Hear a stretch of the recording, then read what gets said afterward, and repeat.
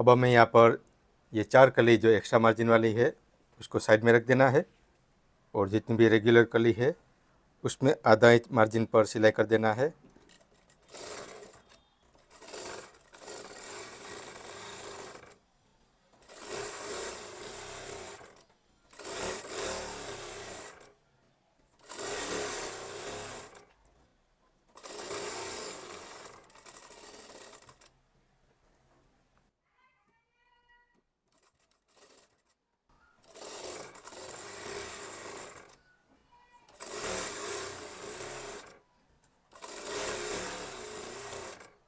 कहीं पर भी दबाव कम ज़्यादा नहीं होना चाहिए और फुट के पीछे अपनी उंगली से कपड़े को खींचते हुए सिलाई करना है।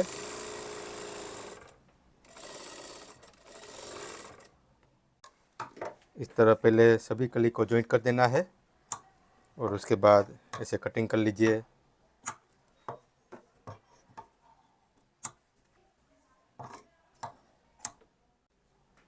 अब हमें एक मार्जिन वाली कली लेना है। दोनों कली को अच्छे से सेट करते हुए यहाँ पर नापना है। देखिए यहाँ पर ये 1.5 इंच का मार्जिन यहाँ पर आ रहा है, तो इस तरह मार्जिन को सेट करते हुए सिलाई करें।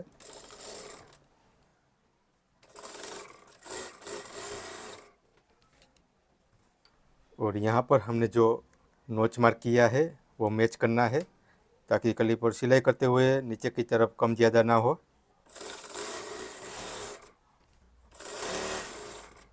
और ये दूसरा नोच मार्क यहाँ पर मैच हो चुका है। इस तरह कली को जॉइंट करते हुए सभी नोच मार्क को मिलाना चाहिए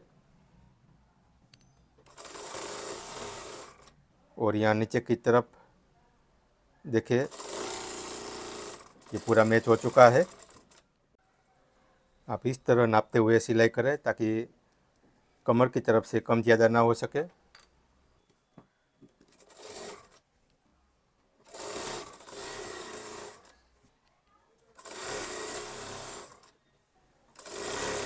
कटिंग करते वक्त ये पार्ट क्रॉस में कटा हुआ रहता है, इसलिए ये बायस हो जाता है।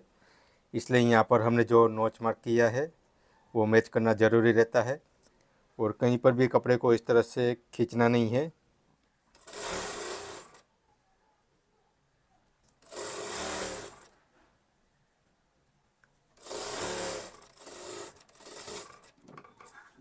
अब यहाँ पर देखिए हमने नीचे की तरफ से जो शेप अनुसार कटिंग किया था, तो देखिए यहाँ पर इस तरह पूरा गोलाई बनता है। कली कटिंग करते वक्त नीचे की तरफ से जो शेप कटिंग किया था वैसे आप कटिंग नहीं करेंगे तो यहाँ पर कॉर्नर बन जाएगा, फिर आपको वापस इसको कटिंग करना रहेगा। तो बाद में आपको इस तरह सेट करने की आवश्यकता ना रहे, इसलिए पहले से ही कटिंग करते वक्त हमने जो पॉइंट समझाया वो आपको ध्यान में रखना है। अब यहाँ पर देखें 1 2 3 4 5 6 7 8 9 टोटल 9 कली हुई है। अब हमें यहाँ पर साइड वाली मार्जिन वाली कली को जॉइंट कर लेना है।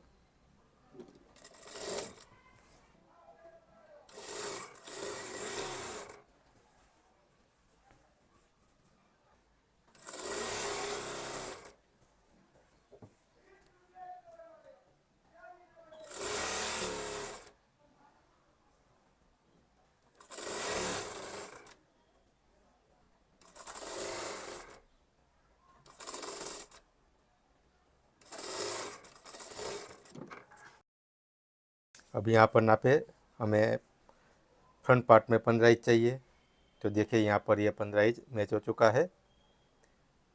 इस तरह यहाँ पर पूरा मैच होना चाहिए। कली कटिंग करते वक्त जिसे हम ध्यान रखते हैं वैसे ही सिलाई करते वक्त भी ध्यान रखना है कि कहीं पर भी दबाव कम ज़्यादा नहीं होना चाहिए। आपको इसमें इंटरलॉक करने के बाद आयरन कर लेना है। अगर मेन कपड़े में फिजिंग लगाया रहता तो हमें हर कली में पहले इंटरलॉक करना पड़ता और उसके बाद कली ज्वाइंट करने के बाद इस तरह दोनों पार्ट का मार्जिन स्प्रेड करते हुए आयरन करने की आवश्यकता रहती ताकि बाहर की तरफ अच्छा फिनिशिंग आए। और मार्जिन दोनों तरफ स्प्रेड किया रहता है तो योक के साथ ये पार्ट ज्वाइंट करते वक्त यहाँ पर ज़्यादा थिकनेस नहीं बनेगा इसमें फिजिंग नहीं है, इसलिए इंटरलॉक करने के बाद मार्जिन को वन साइड रखना है और उसके बाद आयरन कर लेना है। अब ठीक इसी तरह दूसरे पार्ट के लिए कली जॉइंट कर लेते हैं। अगर आपको मार्जिन वाली कली बाद में जॉइंट करना हो तो पहले ये रेगुलर कली को जॉइंट कर लीजिए। ये रेगुलर कली जॉइंट करने के बाद लास्ट में दोनों तरफ मार्जिन वाली कली जॉइंट कर लेंगे। कली में हमें सिंगल सिलाई लगानी होती है, इसलिए आप मशीन की सिलाई है उसको छोटी रखें। अगर ज़्यादा बड़ी सिलाई रखी तो आयरन करते वक्त यहाँ से वो गैप ज़्यादा दिखेगा। तो अच्छा फिनिशिंग के लिए आपको मशीन की सिलाई भी यहाँ पर छोटी रखनी है। और सिलाई करते वक्त ध्यान रखें कि एक ही बार में सिलाई कंप्लीट हो जाए, यानी कि आपको ये कली का मार्जिन सेट करते हुए सिलाई करना है। फिर ऐसा ना हो कि बाद में इसको खोलना पड़े फिर वापस जॉइंट करना पड़े। अगर उस तरह से जॉइंट करेंगे तो कलियों का फिनिशिंग ख़राब हो जाएगा और आपकी मेहनत और ज़्यादा बढ़ जाएगी।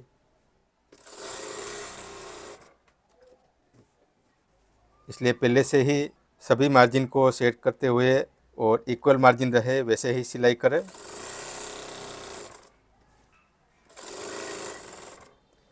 देखिए, हम हर जगह नोच मार्क को मैच करते हैं ताकि हमें पहले से ही पता चल सके कि नीचे की तरफ आते आते यहाँ पर कम ज़्यादा नहीं हो पाएगा।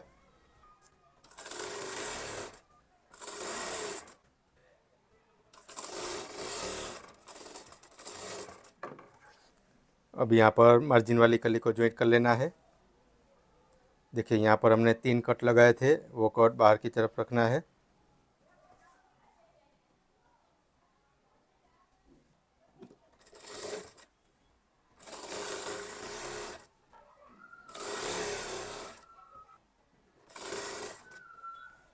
अब देखिए, यहाँ का नोच मार्क इस तरह नीचे की तरफ आ रहा है क्योंकि यहाँ पर बायस फैब्रिक है। तो यहाँ पर हमें पहले से ही पता चल रहा है कि ये पार्ट नीचे की तरफ जा रहा है। तो हम पहले से ही नोच मार्क को ऐसे मैच कर लेते हैं और उसके बाद यहाँ पर अपनी उंगलियों से प्रेशर रखते हैं और फिर सिलाई करते हैं।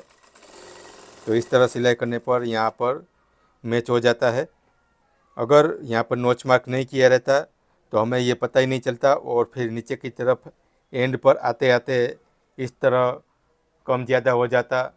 लेकिन ध्यान रखें, सिलाई करते वक्त इस तरह कम ज़्यादा हो रहा है तो आप इसको ओपन करके वापस सिलाई करके एडजस्ट करें, लेकिन गलती से भी ज़्यादा पार्ट को कटिंग करने की कोशिश ना करें।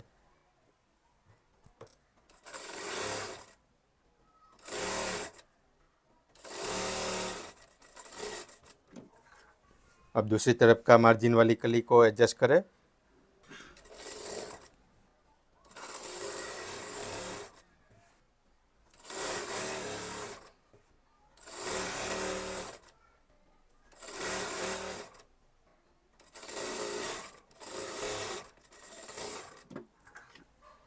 अब आपको इसमें इंटरलॉक करने के बाद आयरन करना है, लेकिन हम कली का मार्जिन को वन साइड रख रहे हैं।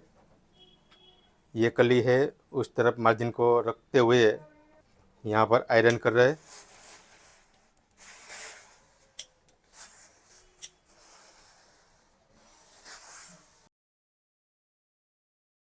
आयरन करने में आसानी रहे इसलिए यहाँ पर इस प्रकार की गद्दी बना लेना है।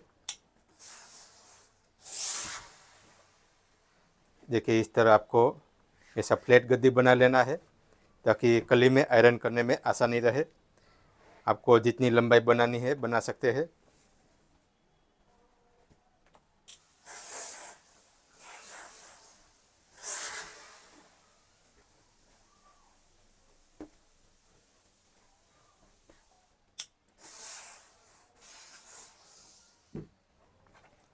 कली में हमने शेप कटिंग किया रहता है, इसलिए इस तरह का गद्दी पर आयरन करने की आवश्यकता रहती है।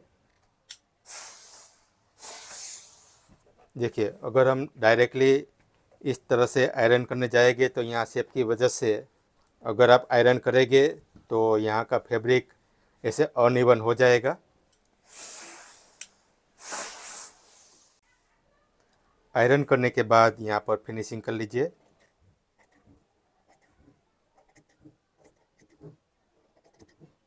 कली जॉइंट करते वक्त यहाँ पर ये कपड़े का धागा ऐसे बाहर निकल आता है, इसलिए इसको ऐसे सफाई करना ज़रूरी है। ठीक उसी तरह नीचे की तरफ से भी फिनिशिंग कर लीजिए। कटिंग करते वक्त हमने बताया था कि हमें कली की लंबाई 0.25 इंच ज़्यादा कटिंग करना है, क्योंकि कली जॉइंट करते वक्त इस तरह से धागे निकल आते हैं। अगर मेन फैब्रिक में फिजिंग लगाया है तो इस तरह से धागा निकलने का प्रॉब्लम नहीं आएगा। अब देखिए यहाँ पर पूरा गोलाई शेप बना हुआ है। अब ये गोलाई को नापते हैं।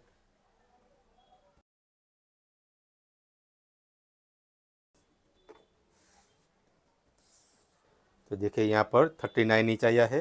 ये 39 इंच यानी ऊपर 1 मीटर और नीचे 1 मीटर, यानी फ्रंट पार्ट में 2 मीटर और बैक पार्ट में 2 मीटर बन के टोटल 4 मीटर घेरा बन जाएगा। हमने 4 मीटर घेरा बनाने का डिसाइड किया था, तो यहाँ पर उतना ही माप का घेरा बन चुका है। अब ठीक इसी तरह दूसरे पार्ट में आयरन कर लेना है। सभी मार्जिन एक ही तरफ रखना है, क्योंकि कुछ कपड़े ट्रांसपेरेंट होते हैं तो इस तरह से मार्जिन भी साफ साफ दिखाई देता है। इसलिए अगर वन साइड मार्जिन रखा है तो लुक वाइज भी अच्छा दिखेगा।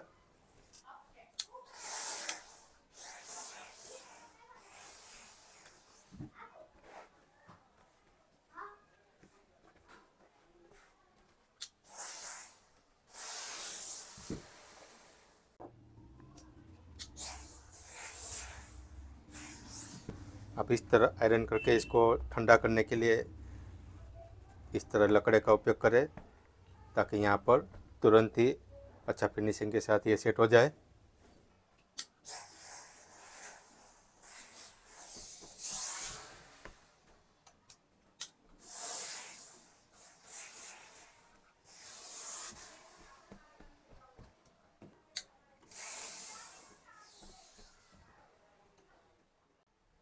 अब यहाँ फिनिशिंग कर लीजिए।